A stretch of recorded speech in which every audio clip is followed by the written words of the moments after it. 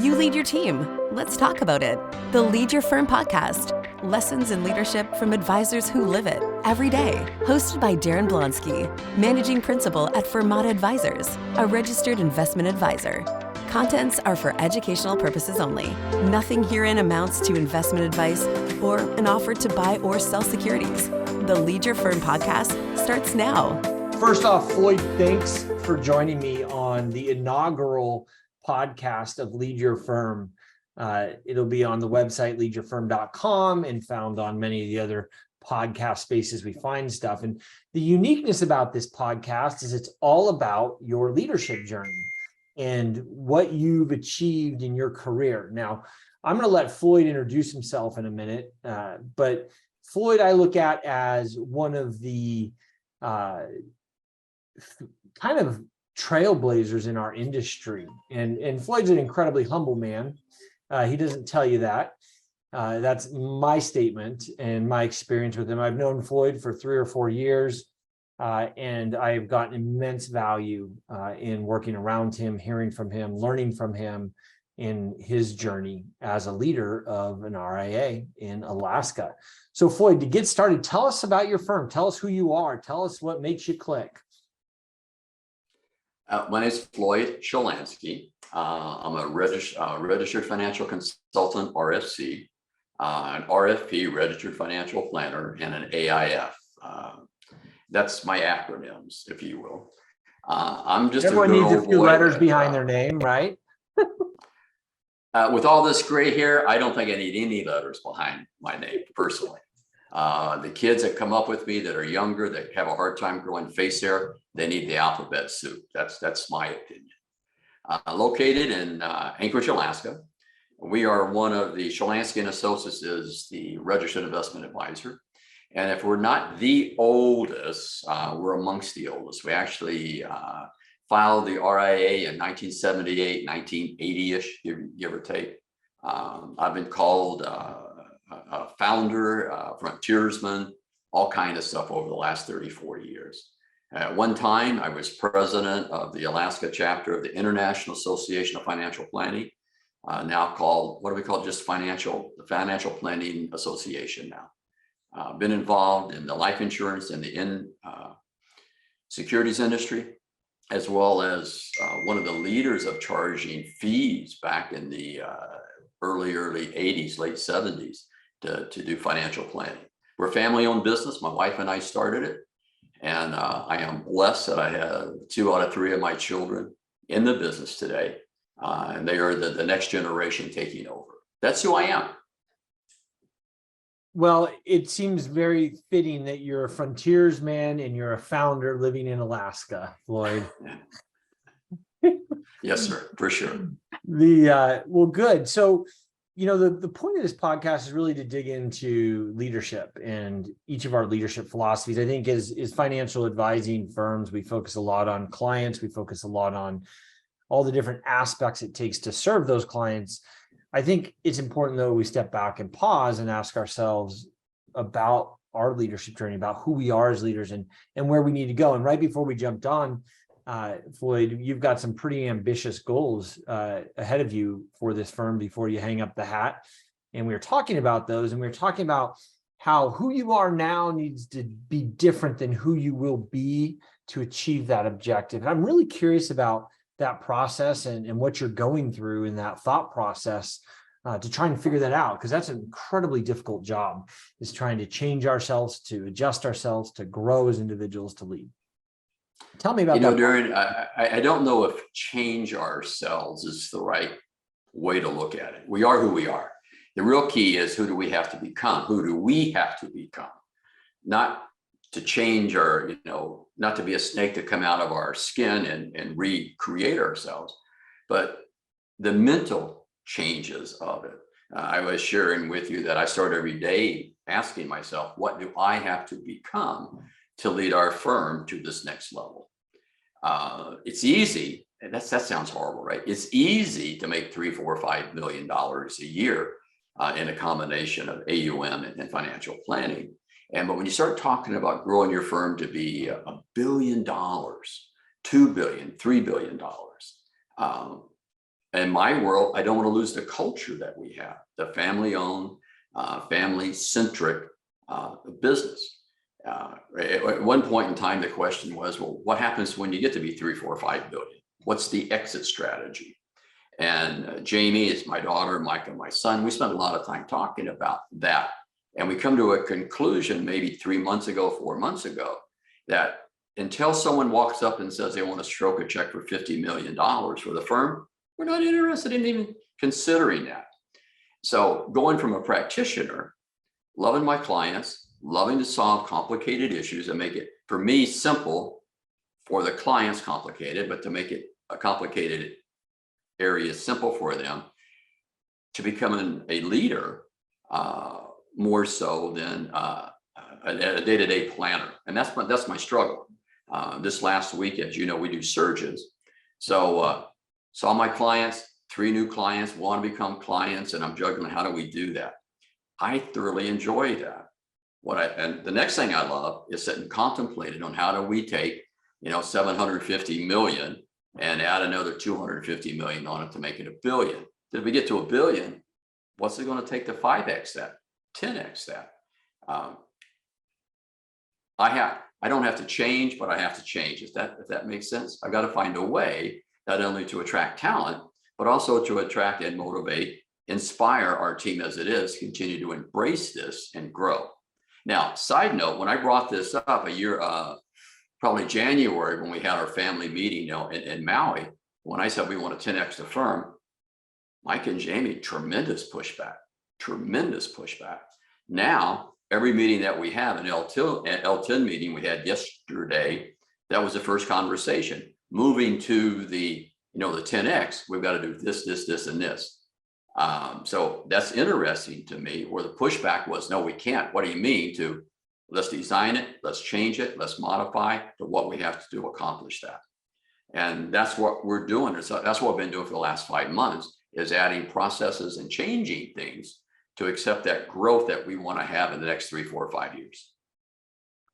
Floyd, how are you how are you figuring that out, right? I mean, it's such a difficult question, right? Because in this industry, there's roadmaps, but they're sort of there, they're sort of not there. It's very difficult to find an instruction guide on how to grow a firm 10x it. Well, Dan Sullivan's book is great. And when I read that, and I forget his co-author's name, but as the co-author, the first 3, 4 chapters was talking monetary. And when Dan was interviewed, he changed it from the monetary 10x to what do you have to do day to day? If you're doing 5 push-ups a day and you 10x it, well, that's 20.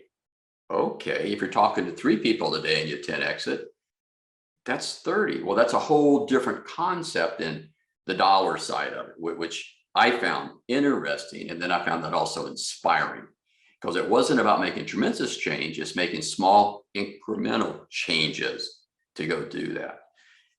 I think one of the challenges a lot of advisors has, if they go to FPA or they go to Orion or they go someplace and someone from the podium says, I'm doing this, and this, and they say, oh, I'm going to take that and go home and do it.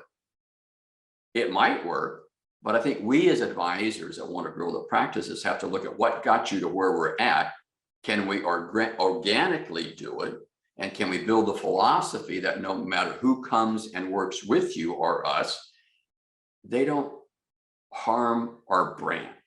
They enhance the brand. And I don't think there's a guidebook out there that'll tell you that. And our industry, as you well know, so many of us came out of the securities business or the life insurance business, which had great training to get us to where we're at.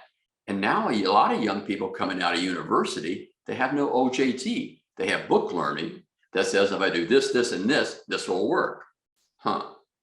I've been there, tried that, and it doesn't work.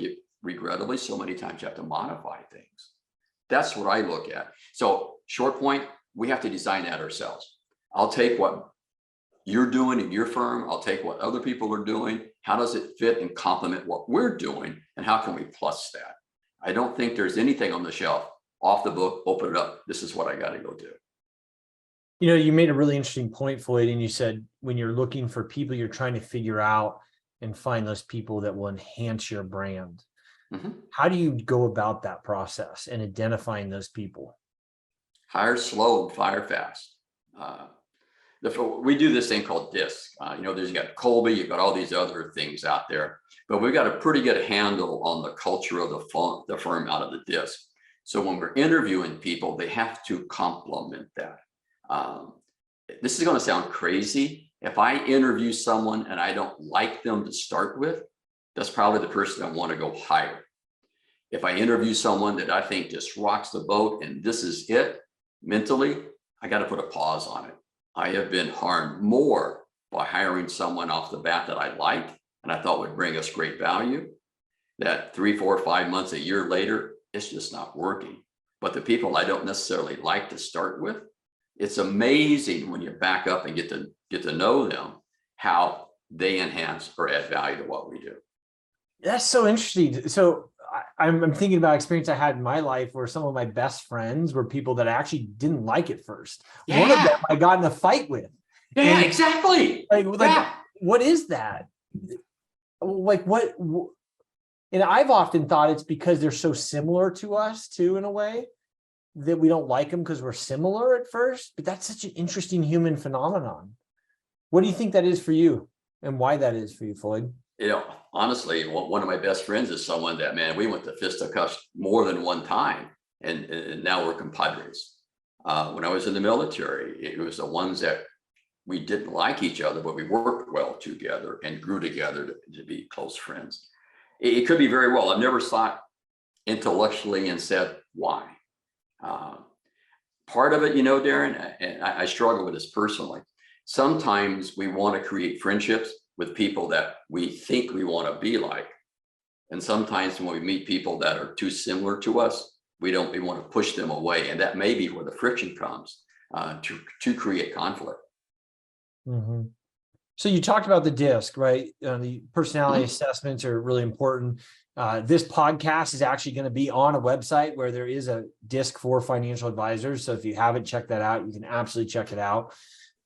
Tell me about the DISC and how you use it, why you use it. And for the audience, I didn't ask Floyd to say that. He just said it. And but I'm curious how because we use it at our firm too. And that's why we went to the extent to create one.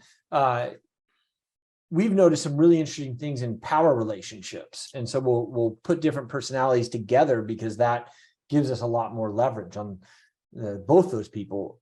Tell me about your experience with it and how you guys use it in your firm, Floyd.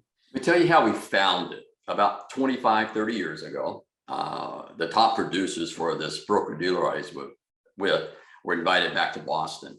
And Alaska, Rosa, and my wife and I went, another couple went, there was 4 of us. And we walked in this room, this guy walks up and he walks right to Rosa and he says, "How do you deal with Floyd?" Now, I didn't know him from Adam, but come to find out, he was one of the original guys that designed the DISC program.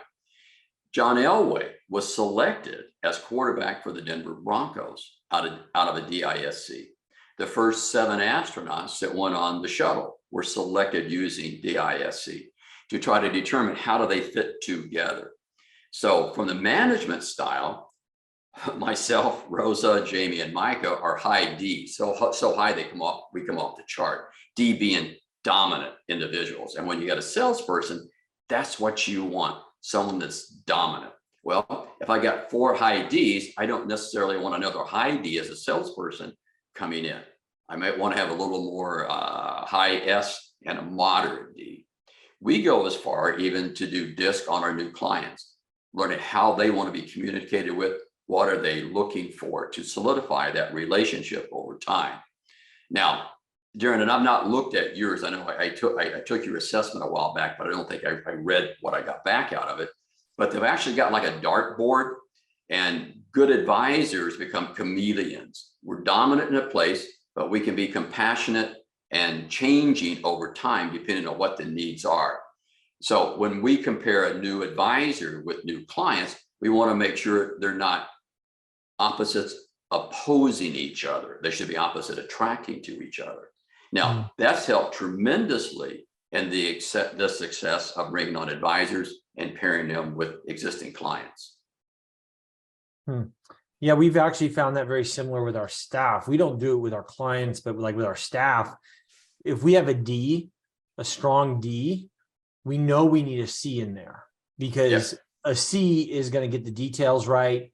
They're going to dial it in, but a D is going to they're going to be high level. They're going to miss a lot of the key pieces when they're working with the client. So what we try to do is find the strengths, and you're absolutely right about that chameleon coming to his center with the strengths. But we think about strengths, like if I'm a high D, I know I'm going to have blind spots on my C side. Yep.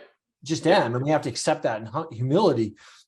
And then from a leadership perspective, understanding your people and how to communicate with them is just so critical.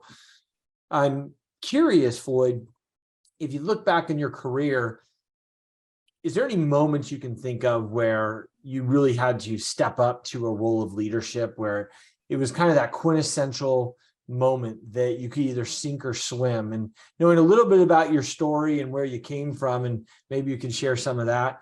I imagine there was a moment in time that really changed everything for you. I can think of three, quite honestly. When we first started the practice, I was solo, and then a guy from the union wanted to partner with me. So we created this partnership. And after 6 or 7 months, maybe it was 2 years, this partnership wasn't working. I was a salesman. He wasn't. Regrettably, nice guy, didn't bring a lot to the table. He was kind of blown away because he thought he had all this attraction that would come with him. So we had a, quote, business divorce, if you will. And being young and dumb, who took all the debt? Me. I let him walk away. That was it. Sitting in the office one day, just kind of, that was a stupid thing to do, what to do. I was interviewing receptionist, because her receptionist was his sister. So that didn't go over well at all. When he left, she left. And my wife, I had this resume for Carlene Talbot. My wife's maiden name is Talbot, with her middle name being Carlene. So I'm looking at it and had this appointment set. And she walked in and she says, I'm applying for the job. I go, hey, kid, what are you doing? We got kids at home. We can't apply for the job. And she looked at me and said, if we're going to make this work, you better have someone out here that truly cares about not your success, our success. That was one. 20 years ago, I had a mutiny. Rose and I were overseas, and my top producer sends me this terse email. If you don't get back here immediately, we're leaving. We were in Greece, had to rearrange flights. I flew home, left anyway, and took just tons of stuff with her, clients with him, books, the whole work. So that was a tough one for me, working through that. In that second analogy, all the staff stayed. And as we were figuring out what to do, the comment was, let's roll our sleeves up and let's just make this work. One of the best things that happened was that taking place, quite honestly, because it compelled me to look harder at who we were hiring, how we were hiring, and how they took care of the clients and took care of the firm. And before, I was running a body shop, 10, 15 people, trying to make contracts with life insurance companies or broker dealers to keep the numbers up. And it compelled me to take a step back, evaluate what we wanted to do, the reputation that we wanted to have, and the people to grow that reputation. Haven't looked back since that day. Yeah, I can imagine that being a very difficult moment. I think that's one thing we all struggle with, right? Is in this industry, you bring up, mentor up, train up, teach, and in effect, could be creating your competition. Without a doubt. That's without a doubt. Yeah, for sure. Yeah. So Floyd, if someone came up to you and said, Floyd, what's your leadership philosophy? How would you talk about it? Lead from the front. In other words, I would never ask anybody to do something that I haven't done. 1, 2, I want to inspire people to grow, not motivate them. And there's a difference between motivation and inspiration. Motivation is, it's cold, go turn up the thermostat. It's hot, go turn down the thermostat. If you inspire somebody, they're going to make changes in their house to keep the heat at a constant or the cold at a constant level. They don't need to be taking it back and forth. I think that's extremely important. 2, and this is one thing I've had a hard time accepting. As a leader, You have to make time to listen, not take time to listen. So when I walk in the front door and our receptionist, I take the time. How are you doing? How was the weekend? How are the kids? And as I walk through the office, I want to have that same conversation with the staff. And the beauty is today, when I come back from a trip, people come up and give me hugs. That didn't happen 30 years ago. Everyone wants to visit because we want to take time to listen to their story. We tell people in this growth pattern going to, this multi-billion-dollar firm, we want to make each and every one of our employees millionaires. We want them to participate with what we're doing. And if they do their job right, Daren, I hope you'll agree with me, but one of the most important jobs in any firm is a receptionist. They take the first phone call, they walk through the door, they're setting the stage for what happens next. And if you blow it there, it's tough. One of the rules we have at our firm is if you treat our receptionists, our CSA team with disrespect, you're gone as a client. Yep, without a doubt. That's because I agree with you completely. I think all too often the guy with the handkerchief is not the guy that's running that firm. It's the CSA who's, and I think advisors' egos are far too big most of the time, and they don't realize how dependent they are on all their people, and taking care of their people is critical. That's empowering them. And if we as leaders empower them correctly, they're going to take care of you. It's really hard to take care of a client if you're not taking care of your people. It's a disconnect. If you're not taking care of your family, if you're having, a problem with the kids and the kids are disrespectful and you're challenging there, then you come into a meeting room and you talk about family values. If you personally don't expand the family values, that comes across to your prospect and your clients. Yeah. So Floyd, tell me about a difficult decision you had to make in your career that helped shape you as a leader. In this industry or in another life? That's I have to ask that question. Doesn't matter. I mean, I think we're an amalgamation of many lives, Floyd. We are. Yeah, well, when I was in the military, there was an issue that we were dealing with, and there was a tremendous amount of stress and pressure where we were at. And part of the people in the organization were wanting to point fingers, who, what, where, when.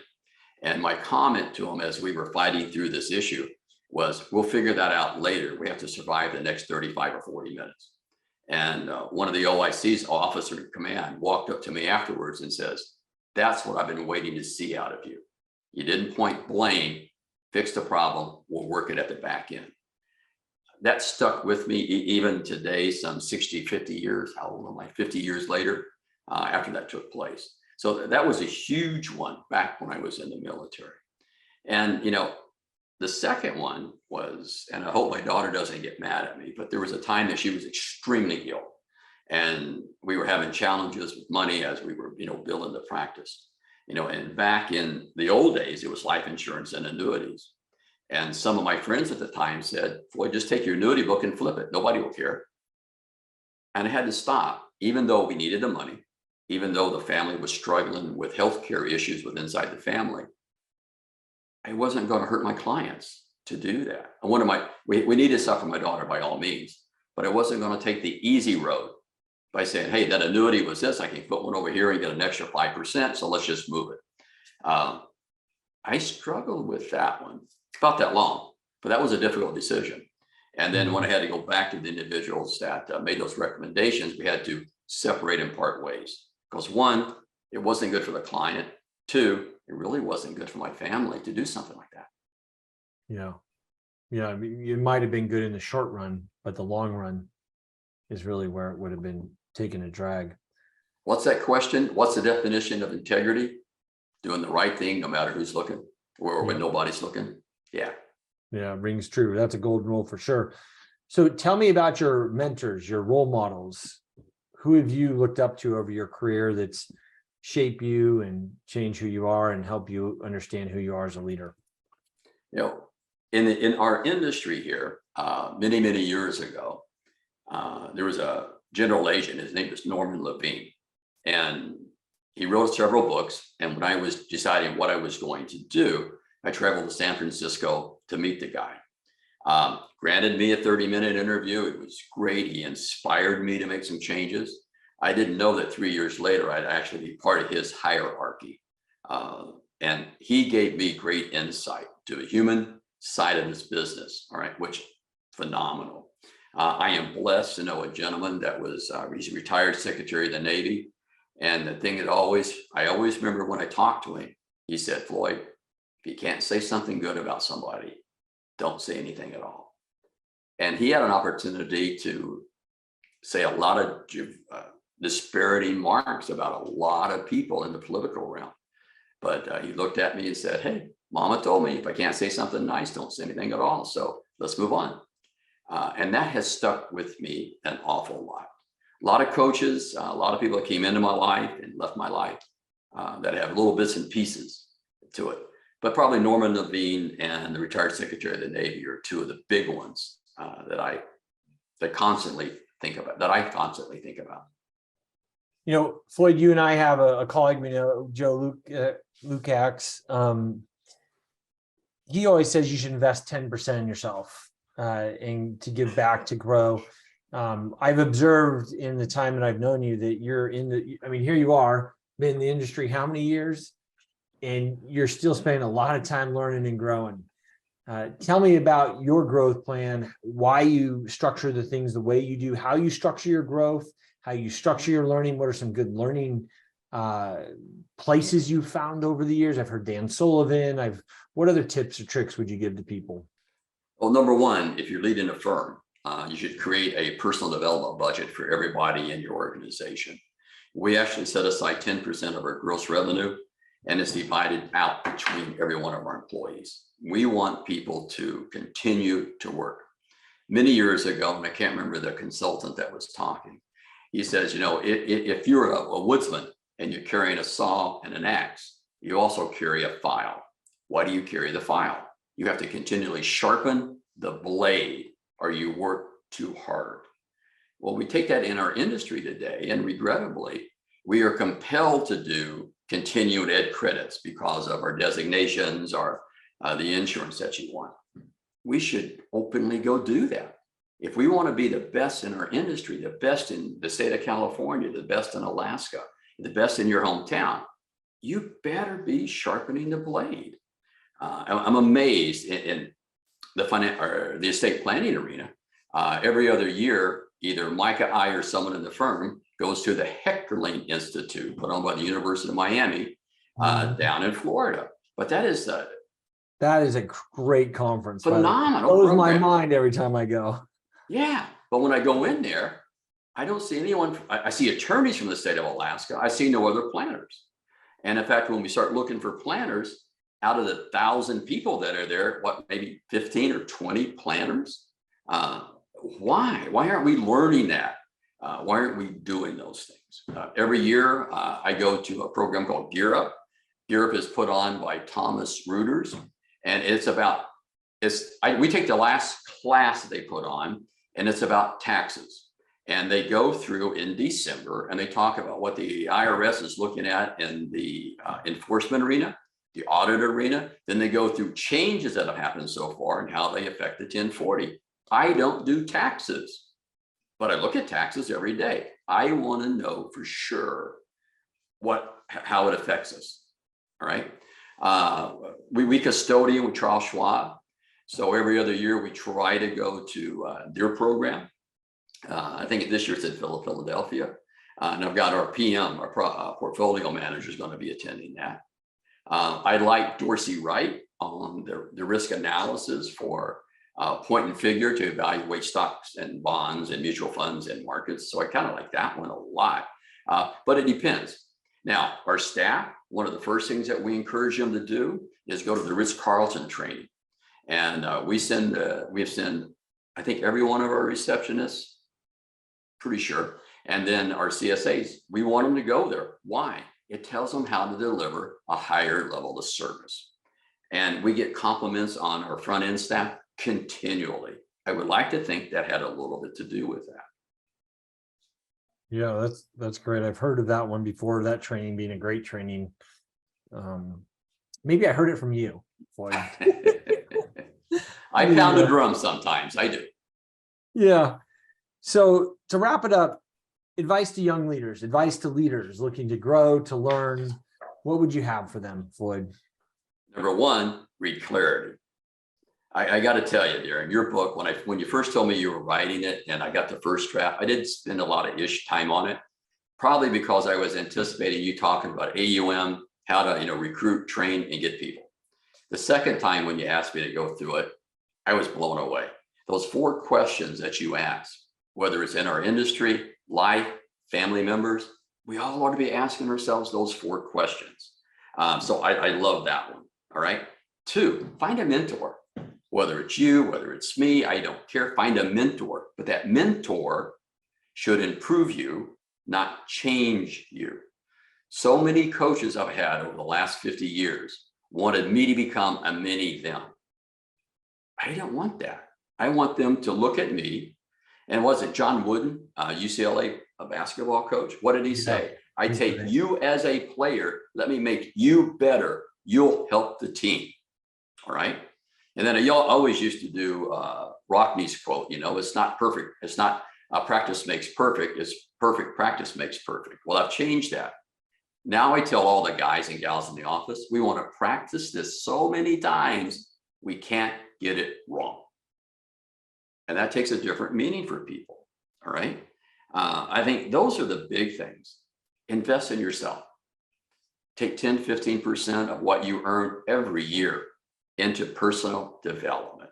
And it doesn't have to be about this industry. It may be learning how to type better. It may be, taking a neuro-linguistic programming class. It may be joining Toastmasters. It may be doing something that educates you. And we forget that. We get so wrapped up in our industry on who's doing what, how they're doing it, what's the risk analysis. Oh my God, now the market's falling. Oh, no, we got a debt ceiling. So we get so focused on that. I think we forget what we have to do to feed our brains, to keep us positive, to keep us moving forward. Great. Well, Floyd, I appreciate you spending a little bit of time with me today. And as always, you're full of rich, sage advice. And I appreciate your mentorship and the time I've been able to share with you. So there you have it, folks. Floyd Shilanski with Shilanski Associates right out of beautiful Alaska. Thanks for joining. Thanks, Daren. You bet. Take care. All right. Thanks, Floyd. Take your next step in leadership. Go to leadyourfirm.com for more practical lessons in leadership for RIAs. Find the book, Clarity, at leadyourfirm.com and Amazon. Subscribe now to catch future episodes of the Lead Your Firm podcast. This podcast is a production of Fermata Advisors, LLC, an SEC-registered investment advisor, headquartered in Sonoma, California. Contents are for information purposes only. Nothing herein amounts to investment advice or an offer to buy or sell securities. Fermata Advisors does not provide tax or legal advice. Thank you for listening to the end. True leaders read the fine print. See you next episode.